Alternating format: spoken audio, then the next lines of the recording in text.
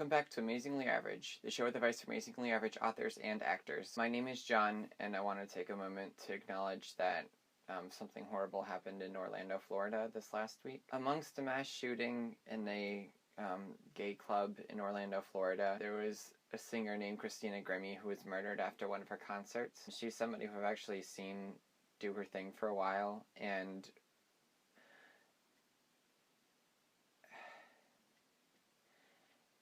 she really fortifies the fact that being young doesn't mean that you're invincible, and that if you want to do something with your life, you shouldn't wait around to do it, because that might be too late. So that's a very timely message, especially for any aspiring actors or writers.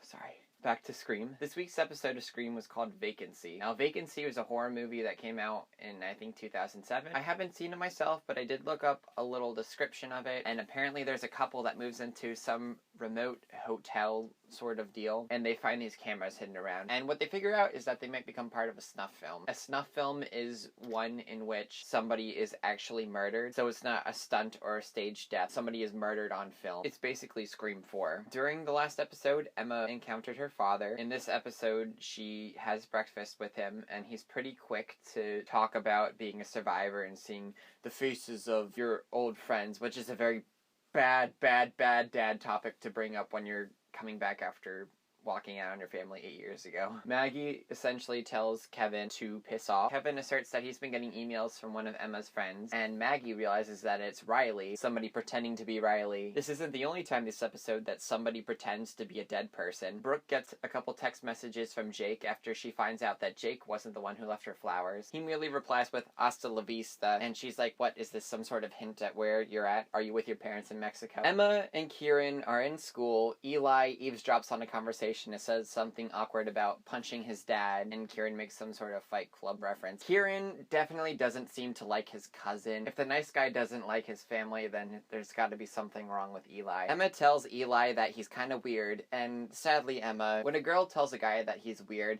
he's gonna take that as flirting, or a compliment, or an insult. I don't know. I'm bad at romance. Noah drags Audrey along in this little search thing for Piper's stuff. He notices that the lock has been broken, which Audrey herself actually broke. Actually, at the start of this episode, we get back to Audrey, who is unpinning the little message that was pinned to Jake's shirt when she found him at the end of the last episode. And there was a camera up in the storage unit, which has footage of her taking the stuff off. So this is just more and more blackmail being heaped on Audrey. My theory is that this killer is going to blackmail Audrey into either killing somebody or feeling responsible for somebody that's going to get murdered down the road. I feel bad for her. My gut is telling me that Audrey did not kill anybody last season. She probably knocked out Will and Piper, but I'm thinking that she didn't actually kill anybody. Emma calls Audrey and tells her before anybody else that her dad was back in town. I think Audrey suspects that Emma's dad might conveniently be the one that's blackmailing her. I don't know why he'd be blackmailing her. Essentially, Audrey keeps calling him a deadbeat. Emma gets pissed, and there is mega tension between them. Brooke gets a call from an unknown number.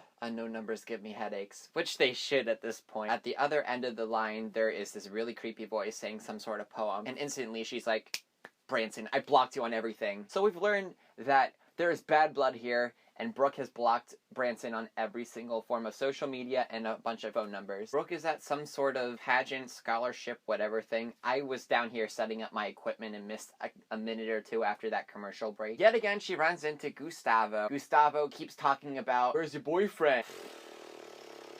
I don't know if he actually likes her, if he's just being weird. As soon as it cut to that hotel and Eddie was going into a room, I was like, Eddie Kruger is about to die. He opens the bathroom door, there's a bunch of mists blocking the mirror, and then the Brandon James character emerges, shatters a wine glass on his head, and as Eddie Kruger is trying to crawl away, the killer stabs him with a wine opener. We see Brooke, Zoe, and Noah are all going to the movies to see Killer Clowns in Outer Space. If you've never seen Killer Clowns in Outer Space, it is a riot. CGI stuff is very corny, but it's kind of cool. Anyway, they show up at the movie theater. Brooke is the worst wingman ever because she's trying to help Zoe get asked out by Noah, and she's very blunt about it. There's no romance at all. It just cuts right into it. They run into Gustavo. She's like, can I please have one Stavo-free day? And he says, sorry, we're all out of those. And who is at the concession stand? Branson!